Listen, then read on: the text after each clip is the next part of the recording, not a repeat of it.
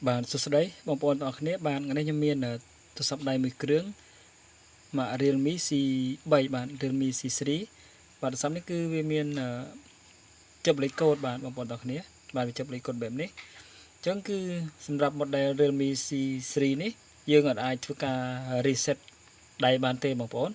បាទយើងមានតែកម្មវិធីនៅក្នុង computer ទើបយើងអាចធ្វើការបដិវាបានហើយកម្មវិធីដែលអាចធ្វើការបដិបានគឺជាកម្មវិធី unlock tool បាទជុំបងប្អូននេះដែលមានប្រើទៅលើកម្មវិធី unlock tool យើងអាចធ្វើការបដិលេខកូដបូកជាមួយនឹង FRP បាទអូខេអញ្ចឹងខ្ញុំសូមបង្ហាញទៅលើ computer ម្ដងដើម្បីចូលទៅធ្វើការដំឡើងកម្មវិធី unlock tool ដើម្បីយើងធ្វើការ រាយផ្ដាច់លេខកូដរបស់វាបាទអូខេខ្ញុំសូមធ្វើការចូលទៅដំឡើងកម្មវិធីសិនកន្លែង download កម្មវិធីខ្ញុំធ្វើការបើកវាសិន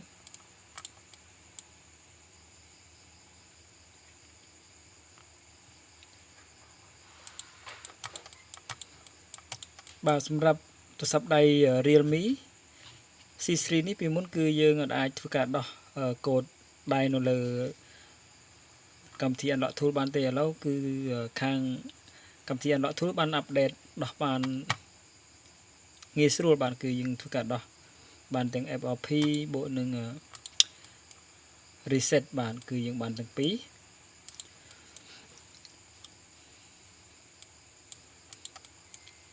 បាទកម្មវិធី unlock tool នេះដែរគឺខ្ញុំខានប្រើវាមួយរយៈនេះគឺអត់សូវមានការងារបានដោះនៅលើកម្មវិធីមួយនេះអញ្ចឹងគឺរៀងយឺតតិចហើយបងប្អូនបាទចុច login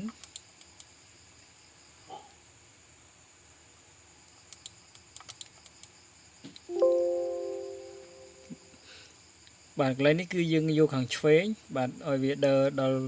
ចេញពី agree នេះចាំយើងចុច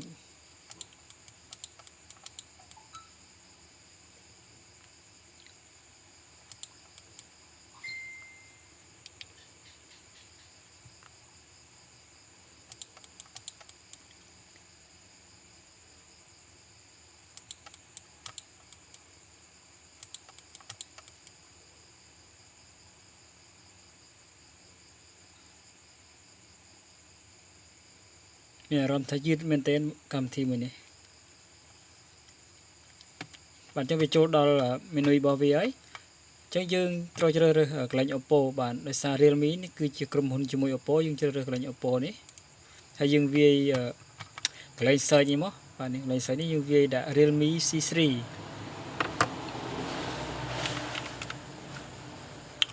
Realme C3 ចឹងមកបាទតទៅទៀតយើងចុចកន្លែងឈ្មោះ Realme C3 នេះមកបាទបន្តមកទៀតយើងជ្រើសរើសកន្លែង was reset បូក FRP ចុចកន្លែងនេះមកបាទបន្តមកទៀតយើងមកមើលទូរស័ព្ទដៃរបស់យើងបាទយើងធ្វើការបិទម៉ាស៊ីនវាឲ្យរលត់មួយបាទយើងចុចវាសង្កត់វាទុកមកបាទយើងបិទគ្រឿងវាសិនបាទបិទគ្រឿងហើយបន្តមកទៀតយើងទៅយកឌុយបាទយើងឌុយប្រភេទ micro ដែលត្រូវជាមួយនឹងទូរស័ព្ទ C3 នេះបាទប្រភេទឌុយនេះបាទឌុយ micro ហើយយើងមើលទៅលើ computer បាទ computer យើងគឺយើងបានចុចរួចរាល់ហើយចឹងយើងធ្វើការចុច volume នៅលើទូរស័ព្ទដៃ Realme C3 នេះចុច volume ដកសំឡេងហើយនឹងតម្លើងសំឡេងអូខេចុចដំណើរគ្នាចុចធ្វើម៉េចចុចឲ្យ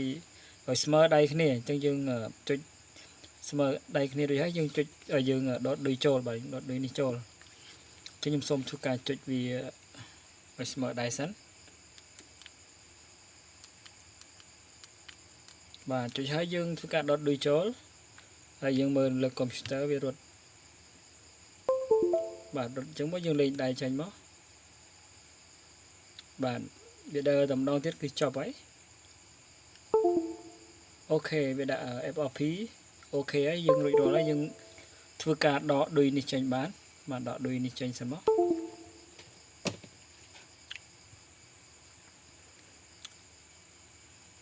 បាទយើងធ្វើការលុប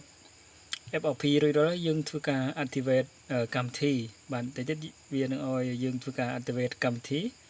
ដើម្បីយើងចុចឲ្យដល់កម្មវិធីរបស់យើងវិញ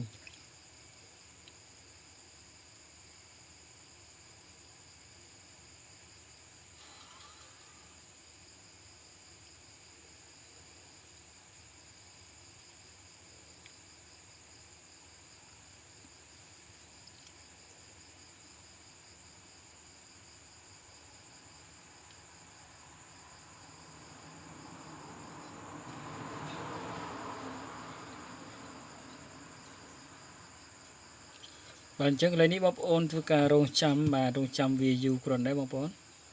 បាទយើងធ្វើការរងចាំវាដូចជា 2-3 នាទីដែរកន្លែងនេះ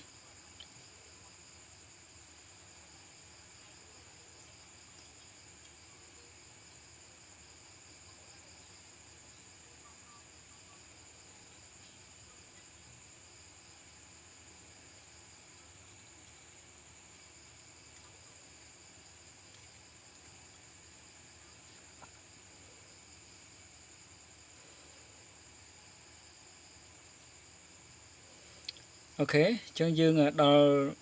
កន្លែងយើងត្រូវ activate ហើយបាទឥឡូវវាចូលដល់ប្រឡោះខ្មែរនេះស្រាប់យើងចុចបន្ទាប់ខាងក្រោមនេះមកបាទហើយកន្លែងនេះវាចូលស្រាប់ដូចគ្នាអូខេចុចលើនេះមកហើយយើងចុចបន្ទាប់ហើយចុចបន្ទាប់បន្តទៀតអូខេដាក់ Wi-Fi កន្លែងនេះបើយើងអត់ដាក់ពេលខ្លះវាអត់ឲ្យទេបងប្អូនយើងធ្វើការដាក់ Wi-Fi មក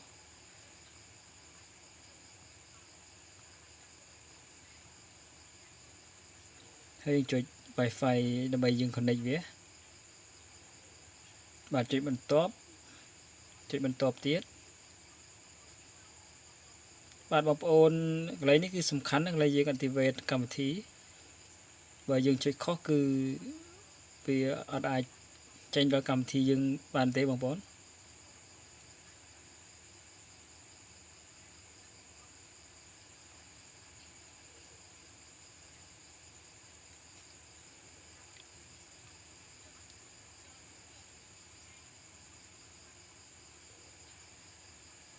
ហើយកន្លែងនេះចុចខាងឆ្វេងបងប្អូនកុំចម្លងចុចមក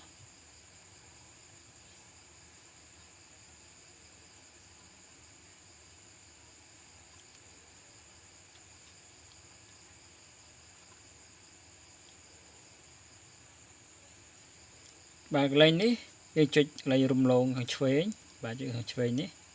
ហើយចុចរំលង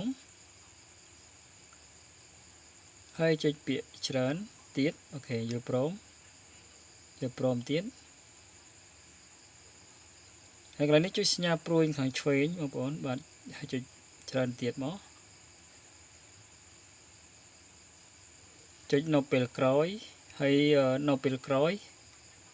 ហើយចុចបន្ទាប់ហើយចុចនៅពេលក្រោយបានចាប់ផ្ដើមអូខេអញ្ចឹងយើងចូលដល់កម្មវិធីយើងវិញហើយគឺលេខកូដយើងមកធ្វើការផ្ដាច់បានរួចរាល់ហើយបងប្អូនបានយើងលក់សមកដឹងហើយបាទយើងលក់ screen ណាអូខេយើងលក់ screen មកវាលេងជាប់លេខកូដដៃហើយបងប្អូនបាទអូខេអញ្ចឹងវីដេអូថ្ងៃនេះគឺមានតែប៉ុណ្្នឹងទេបងប្អូនទាំងអស់គ្នាអញ្ចឹងចាំជួបគ្នានៅវីដេអូក្រោយបន្តទៀតបាទអរគុណ